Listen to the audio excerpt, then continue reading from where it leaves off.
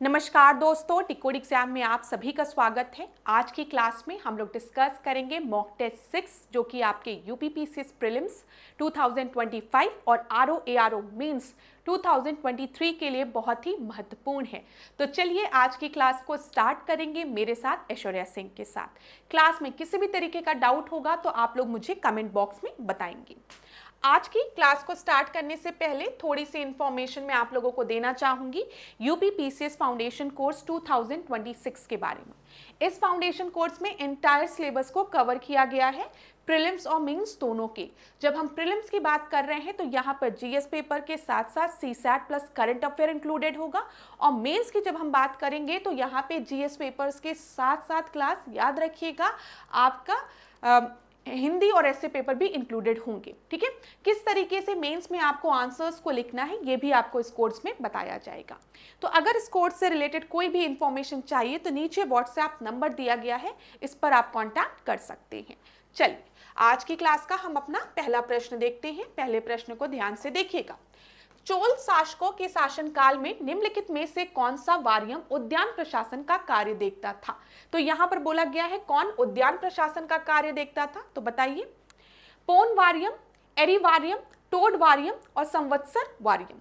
अगर वारियम की बात हम करें तो वारियम का अर्थ होता था कमिटी। ठीक है, कमिटीज जो वेरियस जैसे अभी भी आजकल कई कमिटीज होती हैं और हर कमिटी का अपना अपना कार्य होता है। उसी तरीके से जब हम बात करते हैं चोल शासकों की, ठीक है, यहाँ पर चोल शासकों के शासनकाल में कई कमिटीज हुआ करती थी, समिति हुआ करती थी जो कि वेरियस डिपार्टमेंट्स को देखती थी। यहाँ पर बोला गया है उद्यान प्रशासन की बात की गई है, हॉर्टिकल्चर। तो ये जो है वो टोड वारियम द्वारा देखा जाता था, याद रखिएगा। जब हम बात करते हैं पोन वारियम की तो ये स्वर्ण समिति हुआ करती थी। लिखना हो तो लिख लीजिए, यूपी आरओ एआरओ 2013 में पूछा गया प्रश्न है, एक अच्छा प्रश्न है, हो सकता है रिपीट कर जाए।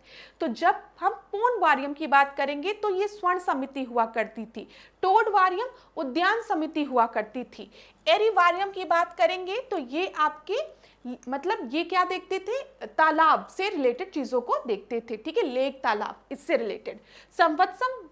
संवत्सर वारियम की जब हम बात करेंगे तो ये आपकी वार्षिक समितियां हुआ करती थी। तो याद रखिएगा ये सारे पॉइंट्स। अभी हम इसको डिस्कस भी कर लेते हैं एक बार। यहां पर देख लीजिए आंसर में कि चोलकालीन गांव की गतिविधियों की देखरेख के लिए कार्यकारिणी समिति हुआ करती थी जिनको कि वारियम कहा जाता था। ठीक है, उद्यान प्रशासन का कार्य कौन देखती थी? टोड वारियम देखते थे। ठीक है, फिर जब हम बात करते संवत्सर वारियम की तो ये वार्षिक समितियां हुआ करती थी।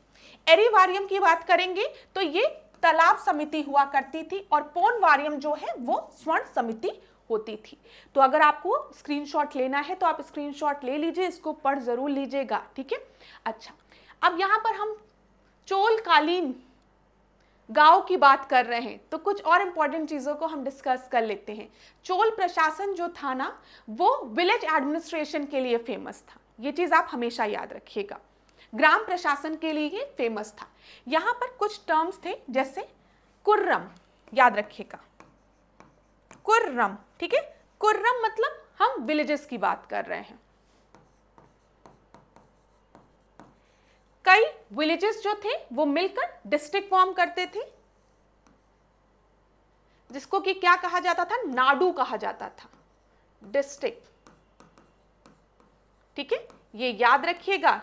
छोटी से बड़ी इकाई की बात करी जाती है आपके परीक्षा में, इसलिए बता रही हूं। इसी तरीके से कई नाडू जो है वो वलानाडु फॉर्म करते थे, मतलब कमिश्नरी बनाते थे, और कई कमिश्नरी मिलकर मंडालम का गठन करते थे, मतलब प्रोविंस का। तो छोटे से बड़े यूनिट की तरफ हम गए हैं। कुर्रम मतलब विलेज, नाडू मतलब डिस्ट्रिक्ट, वलानाडु मतलब कमिश्नरी की बात की जा रही है, और मंडलम मतलब प्रोविंस की बात हो रही है। ये भी याद रखिएगा, हो सकता है परीक्षा में प्रश्न पूछ ले। अब चोल कि जब हम बात करते हैं चोल साम्राज्य की तो यहां पर कुछ इंपॉर्टेंट पॉइंट, जैसे विजयालय का नाम याद रखिएगा, पूछा जाता है कि चोल डायनेस्टी की नींव किसने रखी? तो विजयालया ने रखी। ठीक है, विजयालया का नाम याद रखिएगा। इसी तरीके से पूछा जाता है बृहदेश्वर टेम्पल किसने बनवाया? तो आप क्या बताएंगे? राजा राज प्रथम ने। ठीक है, फिर आपसे पूछा जाता है कि गंगईकोंड चोल की उपाधि, ठीक है, किसके द्वारा ली गई? तो ये याद रखिएगा, राजेंद्र प्रथम द्वारा। और कुलातुंग का नाम याद रखिएगा, पूछा जाता है श्रीलंका से। ठीक है, श्रीलंका को किसने फ्री किया था? श्रीलंका की अगर हम बात करेंगे तो श्रीलंका के नॉर्थ हिस्से पर किसने अपना राज स्थापित किया था या किसने कॉन्क्वर किया था? तो आप बताते हैं राजा राज प्रथम ने। ठीक है, फिर पूरे श्रीलंका को किसने ऑक्यूपाई किया था? तो ये राजेंद्र प्रथम द्वारा। और इसको श्रीलंका को आजाद किसने किया था? कुलातुंग ने। ठीक है, ये भी याद रखिएगा। कुछ जो इंपॉर्टेंट पॉइंट्स आपके परीक्षा में पूछे जाते हैं वो मैं आपको बता रही हूं। इसी तरीके से एक प्रश्न और पूछा जाता है कि चीन में किसने अपने राजदूत को भेजा था? किस राजा ने? चोल राजा ने। तो यहां पर याद रखिएगा, राजेंद्र प्रथम ने, ठीक है, राजा राज प्रथम ने और कुलातुंग, तीनों ने चीन में अपने राजदूत को भेजा था। ये भी याद रखिएगा। और चोल डायनेस्टी के अगर पूछेगा कि आखिरी रूलर कौन था, लास्ट रूलर कौन था, तो राजेंद्र थर्ड। ठीक है, ये भी याद रखिएगा। तो जितने भी पॉइंट्स मुझे याद आए मैंने आपको बता दिया, फिर हम लोग और भी डिस्कस करते हुए चलेंगे। बिल्कुल भी चिंता नहीं करेंगे आप लोग। बस जो भी पॉइंट्स बता रही हूं वो आपकी परीक्षा में पूछे गए पॉइंट्स हैं, ये याद रखिएगा। अब इस प्रश्न को देखिए, निम्नलिखित में से कौन सा एक संगम कविताओं में यथा वर्णित वट किरुतल की प्रथा को स्पष्ट करता है? तो वट किरुतल का अर्थ क्या होता था, ये पूछा गया है। ये आईएएस प्रीलिम्स 2023 में पूछा गया प्रश्न है, इसलिए मैं डिस्कस कर रही हूं आपसे। आपको वीडियो पॉज करना है, ABCD में देख लीजिए, जो आपको सही लगे उत्तर बताइए। यहाँ पर जब हम वट किरुतल की बात करते हैं तो युद्ध में जो पराजित राजा हुआ करते थे ना, वो फिर आमरण अनशन करते थे। जब वो कुछ खाते पीते नहीं थे तो कुछ समय बाद वो अपनी मृत्यु को ग्रहण कर लेते थे। तो वही इसका उत्तर है, युद्ध में पराजित राजा का आमरण अनशन कर अनुष्ठानिक मृत्यु वरण करना। तो यहाँ पर डी आपका सही उत्तर है। चलो आगे बढ़ते हैं। Consider the following Peshwa and arrange them in ascending chronological order। अब ये जो प्रश्न है ना, ये UPPCS 2024 में पूछा गया प्रश्न है। मैंने आपसे पहले भी कहा है कि देखा जा रहा है क्रोनोलॉजिकल ऑर्डर में चीज़ों को अरेंज करने के लिए, तो क्रोनोलॉजी पर ध्यान दीजिए। यहाँ पर अगर आप पेशवा को क्रोनोलॉजिकल ऑर्डर में अरेंज करने जाएंगे तो सबसे पहले आपको मिलेगा बालाजी विश्वनाथ। ठीक है, बालाजी विश्वनाथ के बाद बालाजी बाजीराव। देखो, बालाजी विश्वनाथ है, फिर बाजीराव है, फिर बालाजी बाजीराव है। ठीक है, ये याद रखिएगा। उसके बाद नारायण राव हो जाएंगे, फिर रघुनाथ राव हो जाएंगे, रघोबा। तो ए आपका सही उत्तर है। ये भी एक अच्छा प्रश्न था। आपको बस इतना पता होना चाहिए था कि बालाजी विश्वनाथ सबसे पहले होंगे, उसके बाद बाजीराव है, फिर बालाजी बाजीराव है, फिर नारायण राव है और रघुनाथ राव रघोबा जो है वो सबसे आखिरी में है। मूवी देखे होते तो ये प्रश्न सही हो गया होता। ठीक है, अब आगे देखते हैं। शिवाजी के विरुद्ध किस सेनापति को बीजापुर राज ने भेजा था? तो किसको भेजा था? अफजल खान को भेजा था, ये याद रखिएगा। अफजल खान ने किसे अपना दूत बनाकर शिवाजी के पास भेजा था? तो कृष्णा जी भास्कर को, ये याद रखिएगा, कृष्णा जी भास्कर को भेजा था अफजल खान ने। शिवाजी अपने कटार से किस सेना नायक की हत्या की थी? अफजल खान की हत्या इन्होंने की थी। अच्छा, कल की क्लास में हमने चापेकर्स बंधुओं के बारे में डिस्कस किया था। थोड़ा सा मैंने आपको बताया था व्यायाम मंडल की नींव किसके द्वारा रखी गई थी? 1896-97 का समय था ना ऐसा, तो चापेकर्स बंधुओं द्वारा रखी गई थी। और मैंने आपको बताया था चापेकर्स बंधुओं ने रांड और एमहर्स्ट को मारा था, ये भी मैंने आपको बताया था। ठीक है, पूना कॉन्स्पिरेसी केस के बारे में मैंने आपको कल की क्लास में बताया था। चापेकर्स बंधु जो थे वो किससे इंस्पायर्ड थे? बाल गंगाधर तिलक से। ठीक है, और बाल गंगाधर तिलक की दो राइटिंग थी, केसरी और मराठा। केसरी जो थी बाल गंगाधर तिलक द्वारा मराठी लैंग्वेज में लिखी जाती थी, और जो मराठा थी वो इंग्लिश लैंग्वेज में, ये याद रखिएगा। केसरी में बाल गंगाधर तिलक ने शिवाजी द्वारा अफजल खान को मारना सही ठहराया है, और कहीं ना कहीं वो अंग्रेजी अंग्रेजी शासन के खिलाफ भी लिख रहे हैं, तो पूछ सकता है कभी परीक्षा में, ठीक है। और उसी राइटिंग से इंस्पायर्ड होकर चापेकर्स बंधुओं ने राण को भी मारा था, ये याद रखिएगा, ठीक है। और बाद में बाल गंगाधर तिलक पर सेडिशन चार्ज भी लग जाता है। ये सारे पॉइंट्स देखो कितने इंटरलिंक्ड हैं। आपको पता है कि बाल गंगाधर तिलक ने ही महाराष्ट्र में गणपति महोत्सव और शिवाजी महोत्सव की भी शुरुआत की थी, ठीक है। चलो आगे बढ़ते हैं। शिवाजी किस मुगल सेनापति एवं दक्कन के सूबेदार को पराजित किया था? तो शाइस्ता खान को। यहाँ पर हम बता दें आपको कि आपको क्या क्या नाम याद रखने हैं। अफजल खान का नाम याद रखना है, ठीक है। अफजल खान ने किसको भेजा था? कृष्ण जी भास्कर को भेजा था, ठीक है। और किसको, इन्होंने किस मुगल सेनापति को या दक्कन के सूबेदार को पराजित किया था शिवाजी ने? तो आप शाइस्ता खान का भी नाम याद रखिएगा। शिवाजी किस वर्ष इन्होंने सूरत को लूटा था? तो 1664 में। शिवाजी किस मुगल गवर्नर को पराजित कर सूरत को लूटा था? इनायत खान ने, ठीक है। तो बताओ कौन कौन सा नाम याद रखना है? अफजल खान का नाम याद रखना है आपको, ठीक है। कृष्णा भास्कर का नाम याद रखना है, कृष्णा जी भास्कर का नाम। फिर आपको शाइस्ता खान का नाम याद रखिएगा। और इनायत खान को इन्होंने पराजित कर सूरत को लूटा था। कब लूटा था? 1664 में लूटा था, याद रखिएगा ये सारे पॉइंट। अब देखो आगे बढ़ते हैं।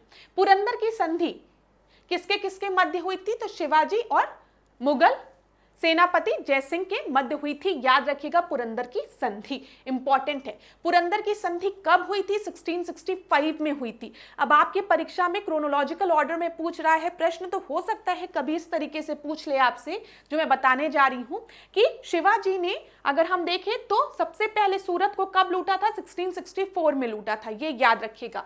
पुरंदर की संधि जो है शिवाजी द्वारा कब साइन की गई है? 1665 में साइन की गई है, जयसिंह और शिवाजी के मध्य। पुरंदर की संधि किस वर्ष आपकी संपन्न हुई? 1665 में। पुरंदर दुर्ग की रक्षा करते हुए किस मराठा सेनापति को वीर गति प्राप्त हुई थी? तो मुरारी बीजा प्रभु को, ठीक है, ये याद रखिएगा, मुरारी बीजा प्रभु को। ये प्रश्न परीक्षा में पूछे गए हैं। फिर आगे बढ़ते हैं। पुरंदर की संधि के अनुसार शिवाजी ने कितने मुगलों को देना स्वीकार किया था? कितने किले मुगलों को देना स्वीकार किया था? तो 23। पुरंदर की संधि के समय कौन सा विदेशी यात्री उपस्थित था? तो मनुची, ये याद रखिएगा। अब यहां पर बस आप इतना याद रखिएगा, जो पुरंदर की संधि थी वो किसके किसके मध्य हुई थी? जयसिंह और शिवाजी के मध्य हुई थी। कब हुई थी? 1665 में हुई थी, ठीक है, ये याद रखिएगा। उस समय कौन विदेशी यात्री मौजूद था? मनुची मौजूद था, ठीक है। अब शिवाजी ने मुगलों को किस युद्ध में पराजित किया था? तो सलहार का युद्ध इंपॉर्टेंट है, याद रखिएगा। शिवाजी अपने पुत्र संभाजी के साथ 1666 में किस मुगल बादशाह के दरबार में उपस्थित हुए थे? तो औरंगजेब के समय। वो आया है ना छाबा मूवी ना, उसमें विकी कौशल की, उसमें छाबा मूवी में दिखाया गया औरंगजेब को, ठीक है। मुगल शासक औरंगजेब ने शिवाजी एवं उनके पुत्र संभाजी को किस स्थान पर कैद करके रखा था? जयपुर महल आगरा में, ये याद रखिएगा। फिर शिवाजी ने किन राज परिवारों के साथ मैत्री वैवाहिक संबंध बनाए थे? तो यहाँ पर शिर्के, मोरे, निम्बालकर और देशमुख। शिवाजी ने अपना औपचारिक राज अभिषेक किस स्थान पर किया था? रायगढ़ में किया था, ये याद रखिएगा। औपचारिक राज अभिषेक शिवाजी का रायगढ़ में हुआ था। कब हुआ था? 1674 में हुआ था, ठीक है, याद रखिएगा क्लास, ये सारे पॉइंट इंपॉर्टेंट है। अब यहाँ पर कुछ और मंत्री परिषद से रिलेटेड प्रश्न आपके परीक्षा में जो पूछे गए हैं वो मैं आपको बता दूं। जैसे वाक्यान विस के बारे में पूछा गया है। वाक्यान विस जो है वो किससे रिलेटेड थे? वो दैनिक कार्यवाही करते थे, ठीक है। सचिव जो है सुरुन विस की जब हम बात करते हैं तो ये राजकीय पत्र व्यवहार का कार्य देखते थे। सुमंत पूछा गया है, ये विदेश मंत्री हुआ करते थे जिनको दबीर भी कहा जाता था। सर ए नौबत याद रखिएगा। सर ए नौबत जो है वो सैन्य संगठन का काम, ठीक है, भर्ती का काम, इन सब का काम करते थे। सर ए नौबत, ये भी पूछा गया है। स्क्रीनशॉट लेना है तो आप स्क्रीनशॉट ले सकते हैं। न्यायाधीश आप बता देंगे, मजुमदार आप बता देंगे, पेशवा आप बता देंगे, ठीक है। यहां पर सुरुनविस याद रखिएगा। वाक्यानविस याद रखिएगा, ये दैनिक कार्य देखते थे। सर ए नौबत जो है वो सैन्य के कार्यों को देखते थे। सुरुनविस जो है वो राजकीय पत्र व्यवहार का कार्य देखते थे। चलो आगे बढ़ते हैं।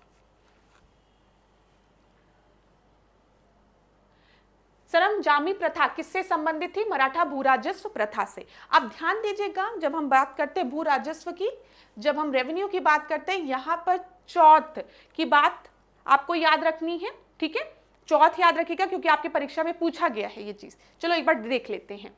सुरक्षा के लिए मराठों के राजस्व के दावों को किस नाम से जाना जाता था? सुरक्षा के लिए तो चौथ नाम से। मराठों द्वारा चौथ कर कितना होता था? 1/4, ठीक है। शिवाजी की भू राजस्व व्यवस्था किस प्रथा पर आधारित थी? रैयतवाड़ी प्रथा पर। शिवाजी ने किससे के अधीन भूमि की माप करवाई थी? तो अन्नाजी दत्तो की। मराठा कालीन भूमापक यंत्र इकाई किस नाम से जाना जाता था? ये इंपॉर्टेंट है, जरीब नाम से। याद रखिएगा, मराठा कालीन भूमापक यंत्र इकाई किस नाम से जाना जाता था? जरीब या काठी नाम से। शिवाजी के समय मराठा साम्राज्य में कौन सी मुद्रा प्रचलन में थी? तो हूण नामक मुद्रा प्रचलन में थी। ये याद रखिएगा, चौथ याद रखिएगा, ठीक है। सरम जामी प्रथा याद रखिएगा, ये भू राजस्व प्रणाली थी। जो टिक लगाया है, ये सारे प्रश्न परीक्षा में पूछे गए हैं, तो ध्यान दीजिएगा, फिर मैं आपको रिवाइज भी करा दूंगी। चौथकर को किस अन्य नाम से भी जाना जाता था? तो मुगलई नाम से भी इसे जाना जाता था। शिवाजी की राज में प्रचलित जो रजत मुद्रा थी वो कौन कौन सी थी? लारी, टका और रुपया। लारी, टका और रुपया। क्या? लारी, टका और रुपया, याद रखिएगा, ठीक है। भू राजस्व की दर कितनी थी? 2/5 थी। शिवाजी किसके राजस्व प्रणाली से प्रेरित थे? मलिक अंबर के। मराठा प्रशासन में अमात्य या मजुमदार का मुख्य कार्य क्या होता था? रेवेन्यू देखना, राजस्व देखना, अमात्य या मजुमदार का। शिवाजी के अधीन प्रत्यक्ष नियंत्रण वाले राज्यों को क्या कहा जाता था? स्वराज कहा जाता था। आपने अक्सर सुना होगा, हमें स्वराज चाहिए।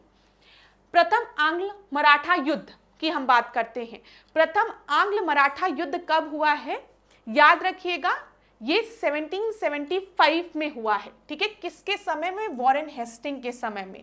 अब देखो क्लास, यही चीज मैं आपको बताती हूं। जैसे ही वॉरेन हेस्टिंग लिखो, जैसे ही वॉरेन हेस्टिंग लिखो, तुरंत दिमाग में कुछ चीजें आना चाहिए। जैसे 1772 में अगर हम बात करेंगे तो वॉरेन हेस्टिंग ने डुअल गवर्नमेंट को, द्वैत प्रशासन को खत्म किया था, जिसको किसने स्टार्ट किया था? रॉबर्ट क्लाइव ने। 1773 में अगर हम देखेंगे तो रेगुलेटिंग एक्ट आया है। याद रखिएगा ये सारे पॉइंट, ठीक है। फिर अगर हम बात करेंगे 1775 की, तो 1775 में एंग्लो मराठा युद्ध हुआ है। याद रखना, एंग्लो मराठा युद्ध, ठीक है। फिर इसी तरीके से जब हम बात करेंगे 1780 की, तो 1780 में कौन सा युद्ध हुआ है? जल्दी से बताओ। ये हुआ है एंग्लो मैसूर युद्ध, सेकेंड एंग्लो। ये तो फर्स्ट एंग्लो मराठा युद्ध है, यहां पर सेकेंड एंग्लो मैसूर युद्ध हुआ है, जिसमें कौन सी संधि साइन हुई थी? श्रीरंगपट्टनम की, ट्रीटी ऑफ श्रीरंगपट्टनम। 1775 में एंग्लो मराठा युद्ध की बात करेंगे तो सालबाई की संधि। याद रखिएगा, जो भी पॉइंट बता रही हूं मैं आपको, ये बहुत ही महत्वपूर्ण पॉइंट है।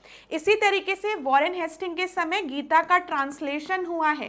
किसके द्वारा? चार्ल्स विल्किंस के द्वारा, ठीक है। सारे पॉइंट याद रखने हैं। फिर एशियाटिक सोसाइटी ऑफ बंगाल की स्थापना हुई है। किसके द्वारा? विलियम जोन्स के द्वारा। चलो ये सारे पॉइंट याद रखिएगा जो मैंने आपको बताया। अच्छा, पिट्स इंडिया एक्ट भी इन्हीं के समय में आया है।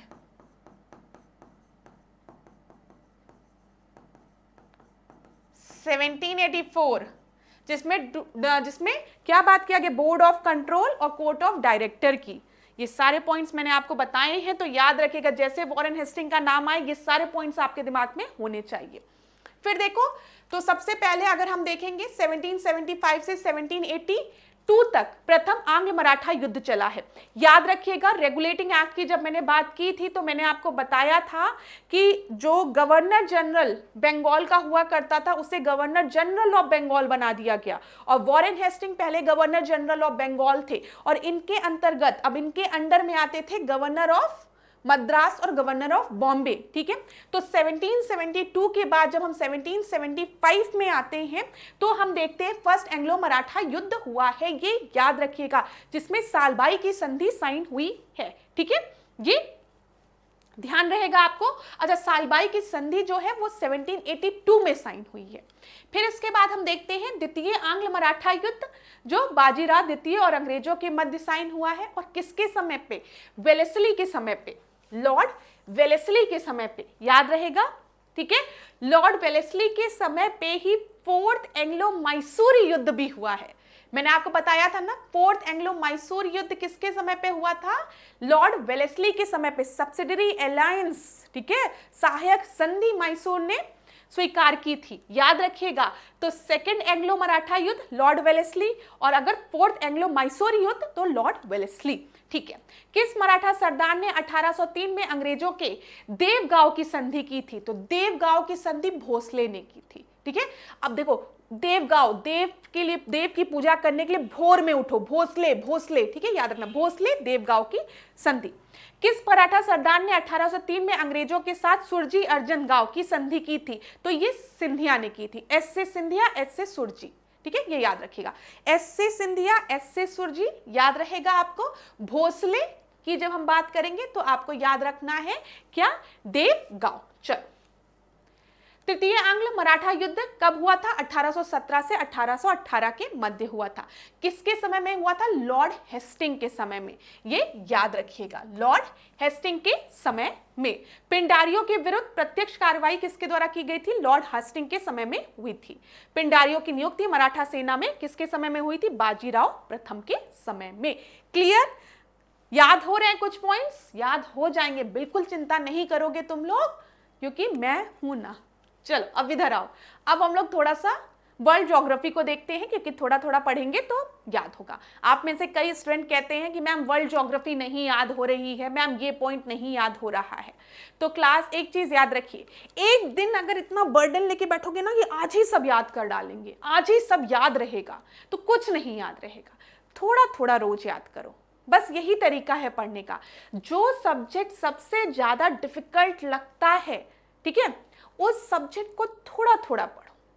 अब आधुनिक भारत मैं आपको पढ़ाती हुए चल रही हूं, ठीक है। अब देखो, अब मैं क्या कर रही थी, मैंने अभी, अगर आपने नोटिस किया होगा तो हम एंशिएंट हिस्ट्री और मिडिवल हिस्ट्री की अगर हम बात करते हैं तो इनमें से हम लोग थोड़ा थोड़ा चीजों को डिस्कस करेंगे, जहां से आपकी परीक्षा में प्रश्न बनते हैं, उन पॉइंट्स को। क्योंकि बहुत पढ़ने का कोई फायदा नहीं है, ठीक है, क्योंकि अगर बहुत ज्यादा डिफिकल्ट प्रश्न पूछा जाएगा तो मैं भी उत्तर नहीं दे पाऊंगी, ये मैं आपको बता रही हूँ, मुझे इतने अच्छे से नहीं आती है। लेकिन हम उन पॉइंट्स को तो ध्यान से पढ़ेंगे जहां से आपकी परीक्षा में पहले प्रश्न बने हैं। लेकिन थोड़ा थोड़ा रोज थोड़ा थोड़ा हर सब्जेक्ट को पढ़ेंगे और उसको बार बार रिवाइज करेंगे। बार बार रिवीजन पे फोकस करिए। सुबह से लेकर शाम तक जितनी भी चीजें पढ़ी है, एक चीज बना लो दिमाग में अपने, सुबह से लेकर शाम तक आज जितनी भी चीज पढ़ी है उसको रात में सोने के पहले 1 घंटे में रिवाइज करो। उसको रिवाइज करके फिर सो, फिर अगले दिन कुछ नया पढ़ो, फिर उसको रात में रिवाइज करो, फिर ऐसे ही 1 हफ्ते में सारी चीजों को रिवाइज करो। तो इससे चीजें आपके दिमाग में बैठना शुरू हो जाएंगी, क्योंकि सिलेबस बहुत ही बड़ा होता है, सारे पॉइंट्स याद करना पॉसिबल नहीं है, ये चीज याद रखिएगा। अब यहां पर देखते हैं हम लोग, देखो मैं तुम लोगों को वर्ल्ड मैप तो पढ़ा दूंगी, जितने भी पास्ट ईयर्स में क्वेश्चंस पूछे गए उसको मैं करा दूंगी, ठीक है। और फिर तो मैं कहती हूँ ना कि मेरा काम है आप लोगों को पढ़ाना, आपका काम है मैम से पढ़ना और अपनी डिफिकल्टीज जहां पर भी हो रही है, आपको डिफिकल्टी हो रही है उसको मुझे बताना, ठीक है। उसके बाद मेहनत हम करेंगे मिलके, उसके बाद ईश्वर पर छोड़ेंगे सब, कि भगवान करे यहीं से प्रश्न बने और आपका प्रश्न सही हो जाए। लेकिन मेहनत तो हमें करना है, ठीक है, ये ध्यान दीजिएगा। अब देखिए, which one of the following is land locked country बोला गया है? बोलीविया, पेरू, सूरीनाम या फिर उरुग्वे। तो यहां पर आपको एक चीज क्लियर हो गई होगी कि हम साउथ अमेरिका के मैप की बात कर रहे हैं। तो साउथ अमेरिका का जब मैप आप देखेंगे तो वहां पर आप देखेंगे कि जब हम पैराग्वे की बात करते हैं, बोलीविया की बात करते हैं, तो ये दोनों जो है वो आपका लैंडलॉक्ड है। यहां पर ध्यान दीजिए, ये साउथ अमेरिका आपको दिख रहा है, ठीक है। साउथ अमेरिका में ये देखिए, ये कौन सी कंट्री है? बोलीविया, ठीक है। और ये कौन सी कंट्री है? पैराग्वे, ठीक है। तो बोलीविया और पैराग्वे, मैंने आपको बताया था जब मैंने आपको साउथ अमेरिका का मैप याद कराया था कि आप याद रखिएगा बीपी, इन बीपी बढ़ा रहता। क्यों बीपी बढ़ा रहता? क्योंकि हर तरफ जमीन ही जमीन है, लैंड लॉक्ड है, बीच में लॉक्ड हो गई है, तो इस वजह से बीपी बढ़ा रहता है। और साउथ अमेरिका में कौन सी दो बीपी कंट्री है? तो ये है बोलीविया और पैराग्वे, ठीक है, ये यहां पर याद रखिएगा। क्लियर है? चल, तो यहां पर आपको उत्तर मिल गया कि आपका सही उत्तर क्या है, ये बोलीविया आपका सही उत्तर है। अब आगे बढ़ते हैं, कुछ इंपॉर्टेंट पॉइंट्स को हम लोग डिस्कस करते हुए चलेंगे। अब ध्यान दीजिए क्लास, जब हम साउथ अमेरिका की बात करते हैं तो यहां से इक्वेटर पास होता है, ठीक है, इक्वेटर जो है ये पास हो रहा है, देखो ये लाइन ही नहीं ड्रॉ हुई, ये रहा, ये देखो गुस्सा आ रहा है, ये ऐसे लाइन ड्रॉ है, ठीक है।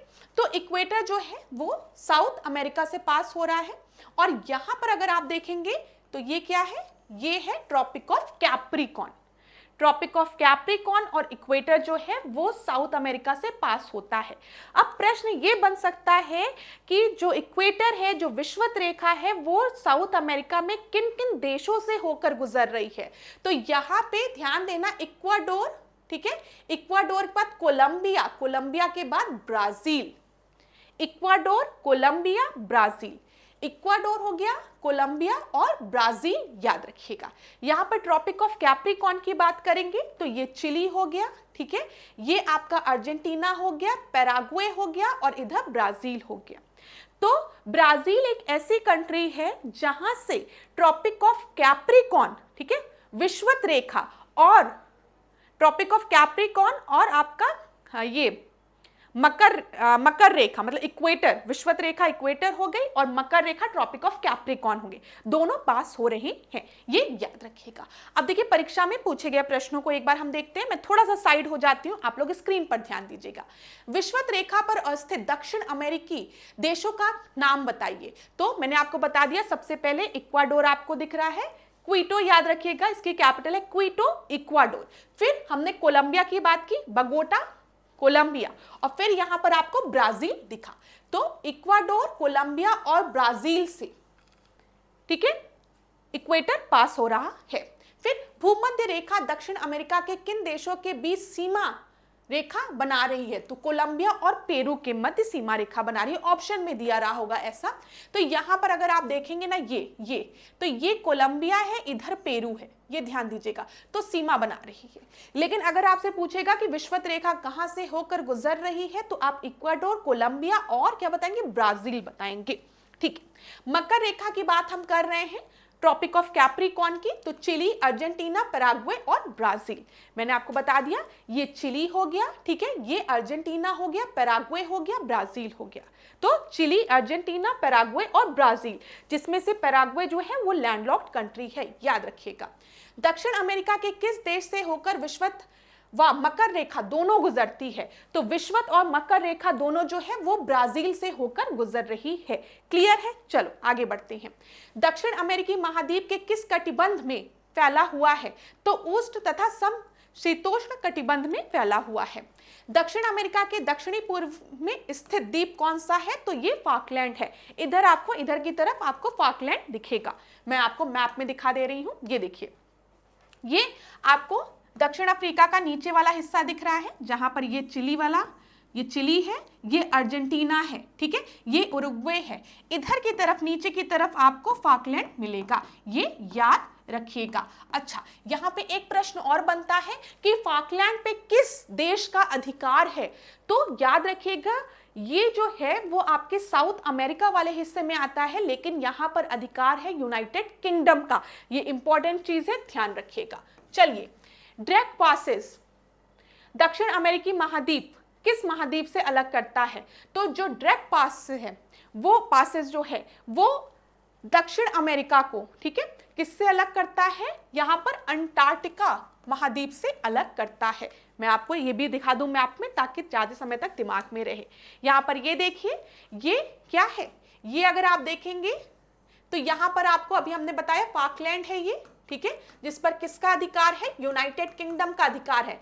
ये दक्षिण अमेरिका का नीचे वाला हिस्सा है, यहां पर आपको डायरेक्ट पासेस दिखेगा, ठीक है, जो कि इसको अलग कर रहा है किससे, अंटार्कटिका महाद्वीप से, ये याद रखिएगा, ठीक है, डायरेक्ट पासेस याद रखिएगा। चलो, दक्षिण अमेरिकी महाद्वीप में स्थल बंद देश कौन से हैं, लैंडलॉक्ड कंट्री कौन सी है, तो मैंने आपको बता दिया है कौन कौन सा है, जल्दी बता दो, बीपी, बोलीविया और पैराग्वे। इतनी चीजें क्लियर हो गई होगी। आगे बढ़ते हैं। विश्व की सबसे लंबी पर्वत श्रृंखला कौन सी है, तो आपको पता है विश्व की सबसे लंबी पर्वत श्रृंखला जो है वो एंडीज है, ठीक है। ये देखो एंडीज, एंडीज कहां से होके गुजर रही है, Venezuela, Colombia, Ecuador, Peru, Bolivia, Chile और इधर अर्जेंटीना, ठीक है। आपको याद क्या रखना है, पैराग्वे में एंडीज नहीं है, उरुग्वे में एंडीज नहीं है, ठीक है, ये याद रखिएगा, कंफ्यूज करने के लिए आपको दिया जा सकता है। तो जब भी हम एंडीज पर्वत श्रृंखला की बात करेंगे तो ये वेनेजुला, कोलंबिया, इक्वाडोर, ठीक है, फिर उसके बाद पेरू, फिर चिली, अर्जेंटीना और बोलीविया, ये याद रखिएगा, ठीक है। विश्व की सबसे लंबी पर्वत श्रृंखला एंडीज है। विश्व की दूसरी सबसे नवीन पर्वत श्रृंखला कौन सी है, तो वो एंडीज है, ठीक है, हिमालय के बाद। एंडीज पर्वत श्रेणी की सर्वोत्तम चोटी क्या कौन सी है, तो एकांकागुआ, ये याद रखिएगा। यहां पर अगर आप देखेंगे तो एक चीज मैं आपको बता दूं कि एकांकागुआ की अगर हम बात करें तो याद रखिएगा एंडीज की सबसे ऊंची जो चोटी है वो एकांकागुआ है, ये ध्यान में रखिएगा क्लास, जो पॉइंट बता रही हूं। आगे बढ़ते हैं। टिन भंडारण के दृष्टिकोण से कौन सा महत्वपूर्ण क्षेत्र है, तो टिन के लिए कौन सा महत्वपूर्ण क्षेत्र है, तो बोलीविया जो है टिन के लिए महत्वपूर्ण क्षेत्र है। अब यहां पर लेक टिटिकाका याद रखिएगा, लेक टिटिकाका जो है वो हाईएस्ट नेविगेबल लेक है, ठीक है, और ये किसके किसके मध्य में है, पेरू और बोलीविया के मध्य में, ये याद रखिएगा। टिन के लिए बोलीविया जो है वो फेमस है और बोलीविया और पेरू के मध्य लेक टिटिकाका है जो कि हाईएस्ट नेविगेबल लेक है। फिर देखिए विश्व की सबसे ऊंची नौगम्य झील कौन सी है, लेक टिटिकाका। बोलीविया की राजधानी क्या है, लापास, बोलीविया, याद रखिएगा। लापास किस झील के किनारे स्थित है, लेक टिटिकाका झील के। तो हो सकता है इस तरीके से प्रश्न पूछ ले कि जो बोलीविया की कैपिटल है लापास वो किस झील के पास है, तो आप बताएंगे लेक टिटिकाका के, जो कि हाईएस्ट नेविगेबल लेक है। और याद रखिएगा जो लेक टिटिकाका है ना वो पेरू के साउथ में, ठीक है, मतलब पेरू के यहां पर और बोलीविया के इधर की तरफ है, ध्यान दीजिएगा, दोनों के मध्य में है। विश्व की सबसे ऊंचाई पर स्थित राजधानी लापास, बोलीविया है। अब देखो माटो ग्रासो पठार का विस्तार कहां पर है, ब्राजील और बोलीविया में, ये भी याद रखिएगा। माटो ग्रासो मैं आपको दिखा दूं, इस वाले मैप में हो सकता है हो, ठीक है, इसमें नहीं दिया गया है, लेकिन आपको पता है ये वाला जो हिस्सा है ना ये ब्राजील वाला हिस्सा है, ठीक है, और इधर बोलीविया वाला हिस्सा है, ठीक है। ये देखो ये ग्रान चाओ हो गया, ठीक है, ये वाला रीजन ध्यान रखो। ये देखो माटो ग्रासो, ये देखो ये रीजन जो है, एक मिनट इसको क्लीन करते हैं पहले, फिर आपको एक बार दिखाते हैं। ये देखिए यहां पर दिया गया है माटो ग्रासो रीजन की अगर हम बात करेंगे तो आप क्या बताएंगे, ये बोलीविया और ब्राजील वाले हिस्से में है। याद रहेगा, ये सारे पॉइंट याद रखेगा क्लास, परीक्षा में पूछे गए हैं ये वेरियस पॉइंट्स। फिर आगे बढ़ते हैं हम लोग। हाँ, इक्वाडोर की सबसे ऊंची चोटी कौन सी है, तो चिम्बोराजो, ये भी पूछा जाता है। चिम्बोराजो कहां पर है, इक्वाडोर में। चिम्बोराजो कहां पर है, पूछा गया है इक्वाडोर में, ये याद रखिएगा। अब विश्व का सबसे ऊंचा ज्वालामुखी कौन सा है, कोटोपेक्सी, ठीक है। ओजेस डेल सलाडो, ये पूछा गया है, ओजेस डेल सलाडो जो है वो कहां पर है, चिली और अर्जेंटीना में है, ये याद रखिएगा। चिली और अर्जेंटीना में ओजेस डेल सलाडो है, ठीक है, की सीमा पर स्थित है। दक्षिण अमेरिका के मैदानी क्षेत्रों में प्रभावित होने वाली प्रमुख नदियां कौन कौन सी है, तो ओरिनाको है, अमेज़न है और प्लाटा है, ठीक है। यहाँ पे ओरिनाको याद रखिएगा, ये रहा ओरिनाको, इंपॉर्टेंट है, ये याद, अमेज़न ये है, लेक टिटिकाका ये है, ये सब परीक्षा में पूछा गया प्रश्न है, तो ध्यान दीजिएगा। पराना, पराग्वे, उरुग्वे व उसकी सहायक नदियों की सम्मिलित तंत्र को क्या कहा जाता है, प्लाटा कहा जाता है, ठीक है। पराना, पराग्वे, उरुग्वे की जो सहायक नदियों की सम्मिलित तंत्र को क्या कहा जाता है? प्लाटा कहा जाता है। विश्व की सबसे बड़ी नदी कौन सी है? अमेज़न है, याद रखिएगा। लंबाई के आधार पर विश्व की दूसरी सबसे बड़ी नदी कौन सी है? तो अमेज़न है। ये सारे पॉइंट्स दिमाग में रखिएगा, पेपर में प्रश्न बन सकता है। अब एक चीज और डिस्कस करते हैं, इसके बाद हम लोग दूसरे प्रश्न को देखते हैं। यहाँ पर एक तरफ आपको लेक दी गई है, दूसरी तरफ आपको इनकी लोकेशन दी गई है। लेक टिटिकाका के बारे में मैंने आपको बता दिया है कि जो लेक टिटिकाका है ये हाईएस्ट नेविगेबल लेक है, जो कि बोलीविया और पेरू के मध्य में स्थित है। जब बोलीविया की बात करेंगे तो ये एक लैंडलॉक्ड कंट्री है, ठीक है, और बोलीविया की जो कैपिटल है वो लापास, बोलीविया, ठीक है, जो कि लेक टिटिकाका के बगल में है, ये भी याद रखिएगा। लेक पोपो की अगर हम बात करेंगे तो ये बोलीविया में स्थित है, ये भी याद रखिएगा। Lake Poopó Bolivia, lake Titicaca Bolivia Peru के मध्य। गलापागोस आइलैंड की हम बात करेंगे तो ये ध्यान रखिएगा, ये भी आपके साउथ अमेरिका का पार्ट है, ठीक है। और लेक मराकोबो की बात करेंगे तो लेक मराकाबो जो है वो वेनेजुला में है, ठीक है, ये ध्यान रखिएगा। लेक मराकोबो जो है वो वेनेजुला में है, और वेनेजुला में ही क्या है? एंजल फॉल भी है, ये भी याद रखिएगा, ठीक है।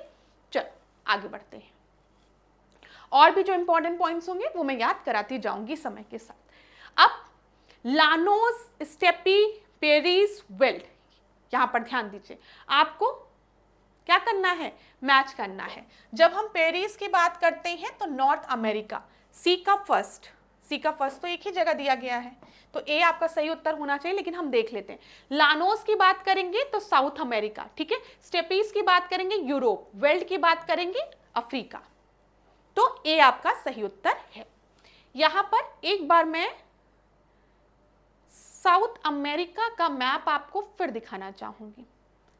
देखिए, ये लेक टिटिकाका है, रिवाइज कर लो जल्दी से। ये लेक टिटिकाका है जो कि हाईएस्ट नेविगेबल लेक है पेरू और बोलीविया के मध्य, ठीक है। लेक पोपो भी कहां पर है? बोलीविया में ही है। ये अमेज़न नदी है, ये ओरिनाको नदी है, ठीक है, ये याद रखिएगा। यहां पर देखिए ये लानोज है, लानोज ग्रासलैंड है, ठीक है, ये ध्यान रखिएगा। लानोज यहां पर इंपॉर्टेंट है। यहां पे गल्फ ऑफ वेनेजुला है, यहीं पर आपको एंजल फॉल मिलता है, ठीक है। गुआना जो है, ये देखिए यहां पर छोटे छोटे कंट्रीज को देख लीजिए, गुआना, सूरीनाम और फ्रेंच गुआना, ये इधर की तरफ है, ध्यान दीजिएगा जो बता रही हूं। और इधर अगर हम देखेंगे तो एंडीज हो गया, इधर पेंटागोनिया याद रखिएगा, ये पेम्पाज हो गया, ये ग्रैंचाओ हो गया, ये याद रखिए पेम्पाज, लानोज, ठीक है, इधर पेंटागोनिया, और ये आपका ग्रैंड चाओ। चलो अब यहां पर देख लो, स्टेपीज की जब हम बात करेंगे तो ये यूरोप और नॉर्थ एशिया का हिस्सा हो गया। पूछताछ Hungary, prairies USA, pampas Argentina, veld South Africa, down Australia, Canterbury New Zealand, savanna Africa and Australia, taiga Europe and Asia. ये भी प्रश्न परीक्षा में कई बार पूछे गए हैं, तो थोड़ा सा ध्यान दीजिएगा इन प्रश्नों पर। आगे बढ़ते हैं। Which of the following trial attracted worldwide publicity and drew sympathetic comments from the Albert Einstein, H.G. Wells, Harold Lasky and Roosevelt in the favor of the convict? निम्नलिखित में से किस केस की समस्त संसार में चर्चा हुई और अभियुक्तों के समर्थन में एल्बर्ट आइंस्टीन, ठीक है, H.G. वेल, हेरोल्ड लास्की और रूजेल वेल्ट ने सहानुभूति टिप्पणी दी थी? तो यहाँ पर INA trial, Lahore conspiracy case, Meerut conspiracy case और नन ऑफ द अबव दिया गया है। तो यहाँ पर आप याद रखिएगा सबकी सहानुभूति मिली थी मेरठ कॉन्स्पिरेसी केस में, इंपॉर्टेंट है। मेरठ कॉन्स्पिरेसी केस जो था वो 1929 से के समय में हुआ था। यहाँ पे 25 कम्युनिस्ट क्रांतिकारी थे जिन पर ये केस चलाया जा रहा था, ये ध्यान रखिएगा, ठीक है। मेरठ षड्यंत्र मुकदमा की बात करेंगे 1929 से 1933 तक चला, जिसमें कि 25 कम्युनिस्ट क्रांतिकारी थे, ठीक है, और साथ ही साथ याद रखिएगा इसमें 3 अंग्रेज भी थे शामिल। तो मेरठ कॉन्स्पिरेसी केस याद रखिएगा आप लोग। चलो आगे बढ़ते हैं। Which of one of the following is not correctly matched? Howrah षड्यंत्र की अगर हम बात करेंगे 1910 सही है। विक्टोरिया कॉन्स्पिरेसी केस 1914 सही है। लाहौर कॉन्स्पिरेसी केस 1916 1930 सही है। काकोरी कॉन्स्पिरेसी केस 1924 दिया गया है जो कि गलत है, ये 1925 होगा। ठीक है, काकोरी कॉन्स्पिरेसी केस, ये याद रखिएगा। काकोरी कॉन्स्पिरेसी केस की जब हम बात करेंगे तो ये कब हुआ था? 19 अगस्त 1925, याद रखिएगा यहाँ पर। ठीक है, आपको पता है जो ट्रेन थी उसको लूट लिया गया था, पहले इसे काकोरी कांड के नाम से जाना जाता था, बाद में उत्तर प्रदेश सरकार ने कहा कांड शब्द को हटाकर काकोरी ट्रेन एक्शन प्लान के नाम से इसको जाना जाएगा। ठीक है, यहाँ पर जो क्रांतिकारी जो गिरफ्तार हुए थे उसमें आपको याद रखना है राम प्रसाद बिस्मिल का नाम, अशफाक उल्लाह खान का नाम, रोशन सिंह का नाम, राजेंद्र लाहिड़ी का नाम। ठीक है, याद रखिएगा राम प्रसाद बिस्मिल, अशफाक उल्लाह खान, रोशन सिंह और राजेंद्र लाहिड़ी। ठीक है, फिर मैं रिपीट कर रही हूं, राम प्रसाद बिस्मिल, अशफाक उल्लाह खान, रोशन सिंह और राजेंद्र लाहिड़ी, इनको फांसी दी गई थी, इनको फांसी की सजा सुनाई गई थी। और जब हम बात करते चंद्रशेखर आजाद की, तो चंद्रशेखर आजाद फरार हो गए थे, बाद में ये आपके प्रयागराज में मुठभेड़ में मारे जाते हैं, वो बात हम लोग आगे डिस्कस करेंगे। चल, हिंदुस्तान रिपब्लिक एसोसिएशन की ये एकमात्र सदस्य थे जो कभी पुलिस की गिरफ्तारी में नहीं आए थे, बाद में ये एल्फर्ड पार्क ना प्रयागराज में खुद ये गोली अपने आप को मार देते हैं। ये चीज क्लियर है ना? तो यहाँ पर राम प्रसाद बिस्मिल, अशफाक उल्लाह खान, रोशन सिंह और राजेंद्र लाहिड़ी का नाम याद रखिएगा। 1925 में ये काकोरी ट्रेन एक्शन प्लान हुआ था। इसके पहले अगर एक साल हम जाएं तो 1924 में आपको पता है हिंदुस्तान रिपब्लिक एसोसिएशन का गठन हुआ था, HRA 1924 में इसका गठन हुआ था ना, और 1928 में HSRA हो जाता है, ये भी याद रखिएगा। अभी हम लोग ये सब डिस्कस भी करते हुए चलेंगे। देखो, काकोरी कांड के अभियुक्तों के बचाव के लिए किसकी अध्यक्षता में एक समिति का गठन किया गया था? ये भी एक अच्छा प्रश्न है। तो यहाँ पर जो काकोरी कांड के अभियुक्तों के बचाव के लिए किसकी अध्यक्षता में एक समिति का गठन किया गया था? तो गोविंद वल्लभ पंत के। ठीक है, तो सेकंड आपका सही उत्तर है। आगे बढ़े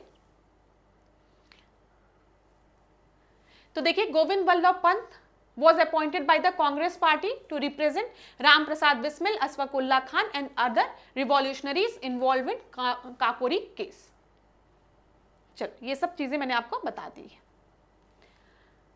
अब क्रोनोलॉजिकल ऑर्डर में आपको अरेंज करना है, ये परीक्षा में पूछा गया प्रश्न है। कल हमने गदर पार्टी से रिलेटेड चीजों को देखा था, मैंने आपको बताया था गदर पार्टी का गठन 1913 में हुआ है। ठीक है, सैन फ्रांसिस्को में हुआ है। कौन कौन लीडर्स का नाम याद रखना था? सोहन सिंह भाकना का नाम याद रखना था और लाला हरदयाल का नाम याद रखना था। 1913 चिटगांव आर्मरी रेड की हम बात करेंगे 1930, सूर्यसेन ना।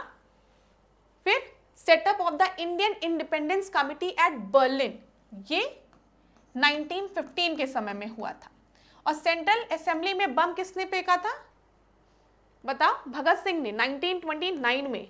अब अरेंज कर लो, तो 1 3 2 4, 1 3 2 4, सी आपका सही उत्तर है।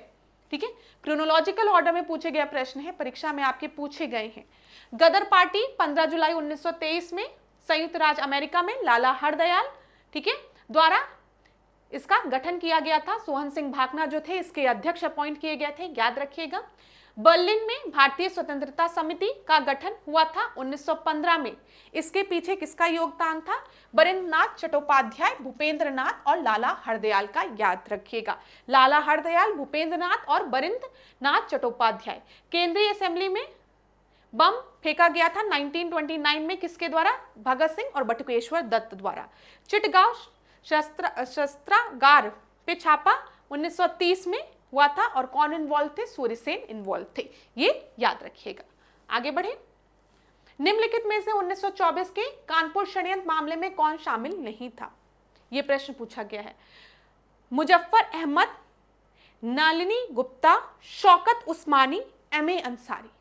तो यहां पर याद रखिएगा 1924 की जो कानपुर कॉन्स्पिरेसी केस है, ठीक है, उसमें एमए अंसारी भी थे, शौकत उस्मानी भी थी, नालिनी गुप्ता भी थी, लेकिन मुजफ्फर अहमद नहीं थी। तो फर्स्ट हो जाएगा आपका, अरे सॉरी क्लास, यहां पर एमए अंसारी नहीं थे, ठीक है। एमए अंसारी नहीं थे, इसको सही कर लीजिए। जब हम कानपुर कॉन्स्पिरेसी केस की बात करते हैं 1924 में, ठीक है, कंफ्यूज मत होइएगा। कानपुर ट्रेन एक्शन प्लान जिसमें कि ट्रेन को लूटा गया था, काकोरी कांड, वो दूसरा है, वो 1925 वाला है।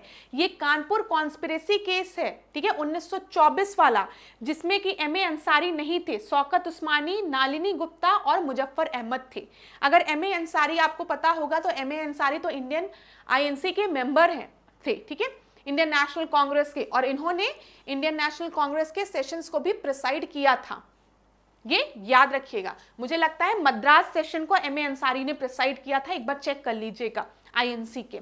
चलो अब देखो यहाँ पे एमए अंसारी जो थे वो 1924 के कानपुर षड्यंत्र से नहीं जुड़े थे, ये याद रखिएगा। कानपुर बोल्शेविक षड्यंत्र कांड जो है 1924 में हुआ था, इसमें एमएन रॉय थे, ठीक है, मुजफ्फर अहमद थे, ऐसे डांगे थे, शौकत उस्मानी, नालिनी गुप्ता और सिंगार वेली चेटियार, गुलाम हुसैन। इसमें आप याद रखिएगा नाम एमएन रॉय का जो इंपॉर्टेंट है, ठीक है, फिर उसके बाद शौकत उस्मानी का नाम याद रखिएगा, नालिनी गुप्ता का नाम याद रखिएगा। इतने में आपका काम चल जाएगा परीक्षा में। नालिनी गुप्ता का नाम तो जरूर याद रखिएगा। अब यहाँ पे इस प्रश्न को देखते हैं क्या दिया गया है। Who was the founder of Hindustan Socialist Democratic union? तो सोशलिस्ट डेमोक्रेटिक यूनियन के फाउंडर कौन थे? ए बी सी डी में से बताइए आपका सही उत्तर क्या होगा। यह भी परीक्षा में पूछा गया प्रश्न है। जो भी प्रश्न हम डिस्कस करें परीक्षा में पूछे गए प्रश्न है आज के क्लास में, ये ध्यान रखिएगा। ये नए प्रश्न नहीं है, ये आपकी परीक्षा में ही पूछे गए प्रश्न है। तो यहाँ पर जब हम बात करेंगे हिंदुस्तान सोशलिस्ट डेमोक्रेटिक यूनियन की, तो इसके जो फाउंडर थे वो यतेंद्र नाथ, अजय घोष और फणींद्र नाथ घोष थे, ठीक है। ये आपका सही उत्तर है, ध्यान दीजिएगा। चलो आगे बढ़े। Hindustan Socialist Democratic Union, Yatendra Nath, Ajay Ghosh और फणींद्र नाथ घोष, ठीक है। आगे बढ़ते हैं। अब देखिए फिर पूछा गया है गदर पार्टी का गठन, क्रोनोलॉजिकल ऑर्डर में अरेंज करने को बोला गया है। गदर पार्टी का गठन किसके द्वारा किया गया था? लाला हरदयाल द्वारा 1913 में, ठीक है। गोपाल कृष्ण गोखले ने सर्वेंट ऑफ इंडियन सोसाइटी का गठन कब किया है? 1905 में किया है, याद रखिएगा। और 1905 में ही इंडियन नेशनल कांग्रेस के बनारस सेशन की भी अध्यक्षता किसके द्वारा की गई है? गोपाल कृष्ण गोखले द्वारा की गई है, ये भी याद रखिएगा। जेम्स हिक्की के बंगाल गैजेट, ये तो पहला न्यूज़पेपर था जो कि जेम्स हिक्की द्वारा पब्लिश किया गया था, ठीक है। फिर उसके बाद establishment of Bengal Asiatic Society की अगर हम बात करें बाय सर विलियम जोन्स, तो ये आपका किस समय का हो जाएगा? अगर हम देखें 1784 के समय का। एक मिनट मुझे ईयर चेक कर लेने दीजिए। यहाँ पर 1784, ठीक है, हाँ 1784 के समय का हो गया, ठीक है, क्लियर है। तो अभी मैंने थोड़ी देर पहले आपको बताया भी था, Bengal Asiatic Society Sir William Jones 1784, याद रखिएगा। क्लास इंपॉर्टेंट ईयर्स हैं ये सब, ठीक है। मैं आपको याद करा दूंगी, रोज मेरी क्लासेस करेंगे आप लोग तो क्रोनोलॉजी तो आपके दिमाग में बैठ जाएगी, इसकी गारंटी मैं ले रही हूँ, ठीक है। मतलब 100% नहीं ले रही हूँ। अब ये मत कहना कि मैम आपने गारंटी ली थी, तो थोड़ी मेहनत आपको भी करना पड़ेगा। अब जैसे आज मैंने एशियाटिक सोसाइटी की बात की, मैंने 1784 की बात की, तो आपके दिमाग में होना चाहिए वॉरेन हेस्टिंग्स 1784, ठीक है, विलियम जोन्स ने बंगाल एशियाटिक सोसाइटी का गठन किया, ठीक है। इसी तरीके से आप भी याद करते हुए चलिए, तभी सही होगा, ठीक है। जेम्स हिक्की की बात करेंगे तो 1780 में इन्होंने बंगाल गैजेट पब्लिश किया था। अरेंज कर लो इसको, तो सबसे पहले 3 हो जाएगा, ठीक है, वेरी गुड, फिर 4 हो जाएगा, बहुत अच्छी बात है। देखो 3 4 दिया भी है इन्होंने, लेकिन हम लोग भी तो स्मार्ट है, हमें पता है गोपाल कृष्ण गोखले ने, जिनको कि हम क्या कहते हैं, जिनको कि हम political Guru of Mahatma Gandhi कहते हैं, उन्होंने 1905 में इंडियन नेशनल कांग्रेस के बनारस सेशन को भी प्रिसाइड किया है, और साथ ही साथ इन्होंने सर्वेंट ऑफ इंडियन सोसाइटी का भी गठन 1905 में ही किया है। तो पहले 1905 वाला हो जाएगा, ठीक है, 2 हो जाएगा, फिर 1 हो जाएगा। तो बी आपका सही उत्तर है, बी सही उत्तर है। चलो अब इस प्रश्न को देखो, यहां पर हम लोग कुछ पॉलिटी के क्वेश्चंस को देख लेते हैं। Select the correct answer from the given below. राज्य निर्वाचन आयोग, राज्य वित्त आयोग, जिला पंचायत और राज्य निर्वाचन अधिकारी, इनमें से कौन सा आपका जो है वो क्या है? कॉन्स्टिट्यूशनल अथॉरिटी है, पूछा गया है। तो 1, 2, 3 ये तीनों जो है ये कॉन्स्टिट्यूशनल अथॉरिटीज हैं, लेकिन स्टेट इलेक्टोरल ऑफिसर नहीं है। तो उत्तर क्या हो जाएगा? 1, 2, 3 ओनली। बी आपका सही उत्तर हो जाएगा। ठीक है क्लास। बी यहां पर देख लो, जब हम 243K की बात करते हैं तो यहां पर हम स्टेट इलेक्शन की बात करते हैं 243K में। ठीक है, 243I में हम फाइनेंस की बात करते हैं, ये याद रखिएगा। वित्त आयोग की बात करते हैं। स्टेट इलेक्शन कमीशन की बात हम 243K में करते हैं। स्टेट फाइनेंस कमीशन की बात हम 243I में करते हैं। ठीक है, और 243B में हम जिला पंचायत की बात करते हैं। तो ये तीनों जो है वो संवैधानिक बॉडी हैं। ठीक है, चलो आगे बढ़े। सुप्रीम कोर्ट ऑफ इंडिया ने डॉक्ट्राइन ऑफ बेसिक स्ट्रक्चर की बात किस केस में की थी? ये तो आप सबको पता होगा। ये प्रश्न कितनी बार रिपीट हुआ है कि सुप्रीम कोर्ट ने डॉक्ट्राइन ऑफ बेसिक स्ट्रक्चर, मूल ढांचे की बात किसमें की थी? केशवानंद भारती केस 1973। कहां दिया है? डी, ये सही उत्तर है। आगे बढ़े। ये प्रश्न देखो, क्रोनोलॉजिकल ऑर्डर में आपको अरेंज करना है। Golaknath case, Kesavananda Bharati case, constitutional amendment act और 42nd कॉन्स्टिट्यूशनल अमेंडमेंट एक्ट। ठीक है, तो गोलकनाथ केस केशवानंद भारती केस के पहले है, 1967 में है। ठीक है, केशवानंद भारती केस 1973 में है। 42nd कॉन्स्टिट्यूशनल अमेंडमेंट एक्ट 1976 में है। तो सबसे आखिरी में तो 4 ही होना चाहिए। देखो कितना अच्छा अरेंज किया, 4 4 4। सबसे पहले गोलकनाथ केस होना चाहिए, यहां पर भी एक, यहां पर भी एक। ठीक है, उसके बाद हम देखेंगे केशवानंद भारती केस या कॉन्स्टिट्यूशनल अमेंडमेंट एक्ट केस। तो कॉन्स्टिट्यूशनल अमेंडमेंट एक्ट केस पहले है। ठीक है, 1971 में। तो यहां पर आपका 3, फिर 2, फिर 1। ठीक है, 1971 24th कॉन्स्टिट्यूशनल अमेंडमेंट एक्ट, याद रखिएगा। ऐसे भी प्रश्न परीक्षा में पूछे गए हैं तो महत्वपूर्ण हैं। उत्तर क्या हो जाएगा? ए आपका सही उत्तर हो जाएगा। कहीं पर भी कोई भी दिक्कत होगी तो कमेंट बॉक्स में आप लोग बताएंगे। अब देखो, डॉक्ट्राइन ऑफ बेसिक स्ट्रक्चर की बात हमने केशवानंद भारती केस 1973 में की है। ये बी आपका सही उत्तर, अरे सी आपका सही उत्तर है। आगे बढ़ते हैं। चैलेंज ऑफ वर्ल्ड पॉवर्टी किसके द्वारा लिखी गई किताब है? ऐसे प्रश्न गरीबी से रिलेटेड बुक्स के नाम पूछ लिए जाते हैं। तो यहाँ पर चैलेंज ऑफ वर्ल्ड पॉवर्टी जो बुक है वो गुरनार मिडल द्वारा लिखी गई है। सी आपका सही उत्तर होगा। UNDP, United Nation Development Programme, has identified the following category of poverty, गरीबी में। तो इन्होंने इनकम, आय निर्धनता की भी बात की है और मानव निर्धनता की भी बात की है। दोनों ही बिल्कुल सही है। उत्तर क्या हो जाएगा? सी आपका सही उत्तर हो जाएगा। आगे देखते हैं। निर्धनता को एक सामाजिक समस्या माना जाता है जो कि लंदन में निर्धनता पे किए गए एक शोध सर्वेक्षण का परिणाम था। इस शोध के शोधार्थी कौन थे बोला गया है? Charles booth, Henry George, Kingsley Davis या फिर सर हेनरी मेन। तो यहां पर याद रखिएगा इसके जो शोधार्थी थे वो चार्ल्स बुथ थे। ठीक है, ए आपका सही उत्तर है। Poverty and un British rule in India किसके द्वारा लिखा गया है? दादा भाई नौरोजी, ग्रैंड ओल्ड मैन द्वारा। ठीक है, तो इन्होंने poverty and un British rule in India कब पब्लिश किया था? 1901 में पब्लिश किया था। बी आपका सही उत्तर है। अब इस प्रश्न को देखो, 1919 के सारे चीजों को एक साथ दिया गया है। रॉलेट अधिनियम, रॉलेट सत्याग्रह, भारतीय राष्ट्रीय कांग्रेस का अमृतसर अधिवेशन, जलियांवाला बाग हत्याकांड। आपको पता है रॉलेट एक्ट सबसे पहले आया था, जिसको कि हम लोग ने काला कानून भी कहा था, बिना दलील बिना वकील वाला कानून भी कहा था। रॉलेट एक्ट के विरुद्ध में रॉलेट सत्याग्रह स्टार्ट हुआ था। ठीक है, और रॉलेट सत्याग्रह जब स्टार्ट हुआ था तो इसी में 13 अप्रैल 1919 में जलियांवाला बाग कांड हो जाता है।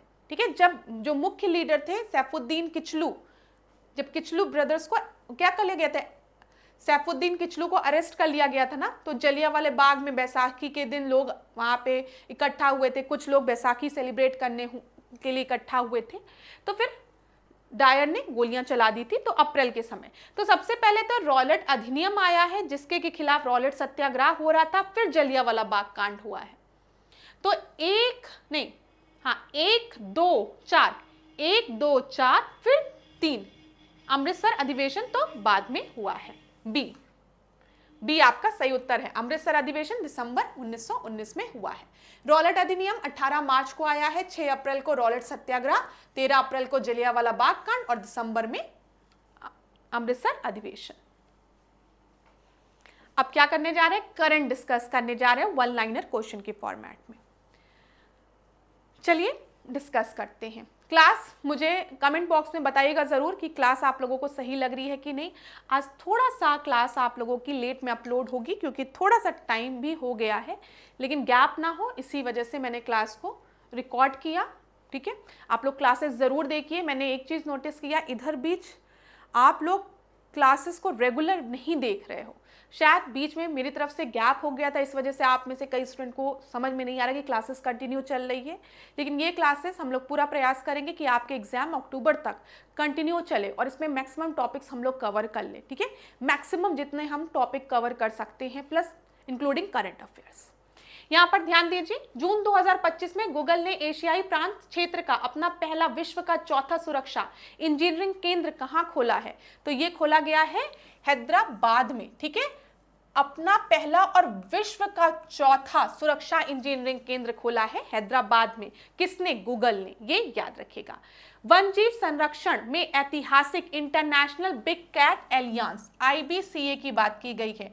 IBCA 2025 का महासभा का आयोजन कहाँ किया गया? नई दिल्ली में किया गया, न्यू दिल्ली में। ठीक है, जून 2025 में किस राज्य ने राज्य बजट में 8% जो है 8% जो है वो हेल्थ में कंट्रीब्यूट करने की बात कही है, आवंटित करने की बात की है? तो मिजोरम ने की है। विश्व आर्थिक मंच द्वारा 18 जून 2025 को जारी ऊर्जा संक्रमण सूचकांक में भारत की कितनी रैंक है? तो याद रखिएगा, एनर्जी ट्रांजिशन इंडेक्स में भारत की रैंक जो है 71 है। ठीक है, 71 है। फिर 2025 में ग्लोबल पीस इंडेक्स में भारत की रैंक कितनी है? 115 है। ग्लोबल पीस इंडेक्स में भारत की रैंक कितनी है? 115 है। एनर्जी ट्रांजिशन इंडेक्स में अगर हम बात करेंगे तो 71 है, याद रखिएगा। विश्व आर्थिक मंच द्वारा वैश्विक लैंगिक अंतराल में, ठीक है, कितनी रैंक है? 131 है। ठीक है, 131 है, याद रखिएगा। किस भारतीय को अमेरिकी मेडिकल एसोसिएशन का अध्यक्ष चुना गया है? तो डॉक्टर श्रीनिवास मुखमाला को। ठीक है, मुखमाला को, ये याद रखिए। इन्हें अमेरिकी मेडिकल एसोसिएशन के लिए चुना गया है, इसीलिए श्री जी को माला पहनाई जा रही है, ऐसे करके याद कर सकते हैं। हाल ही में किस राज्य के मुख्यमंत्री ने शून्य गरीबी P4 की पहल की है? तो आंध्र प्रदेश ने। ठीक है, P4 शून्य गरीबी की पहल किसने की है? आंध्र प्रदेश ने की है। इंपॉर्टेंट है, गरीबी से रिलेटेड है तो। ठीक है, राष्ट्रीय परिवार स्वास्थ्य सर्वेक्षण 5 के अनुसार पहली बार भारत का कुल लिंगानुपात कितना हुआ है? तो 950 हुआ है। ठीक है, महिलाओं का और पुरुषों का 1000। यहां पर ध्यान दीजिए, सॉरी, लिंगानुपात की बात की गई है, सेक्स रेशियो की बात की गई है, तो ये ध्यान दीजिएगा 1000 पुरुषों पर 950। ठीक है, ये इस तरीके से बोला जाता है। 950 और 100 ये गलत मैंने बोला है। सेक्स रेशियो की बात की गई है, लिंगानुपात की बात की गई है, तो प्रति 1000 पुरुषों पर 950 महिलाएं हैं, इस तरीके से इसको बोला जाएगा। चलो, जून 2025 में वाइल्ड लाइफ इंस्टीट्यूट इंडिया द्वारा जारी एक रिपोर्ट के अनुसार देश का कौन सा टाइगर रिजर्व शाकाहारी वन जीवों की संख्या के मामले में देश में सबसे पहला है? तो शाकाहारी यहां पर पाए जाते हैं। ठीक है, शाकाहारी वन जीवों की संख्या की बात की गई है, तो कान्हा नेशनल पार्क कहां पर है? मध्य प्रदेश में है, याद रखिएगा।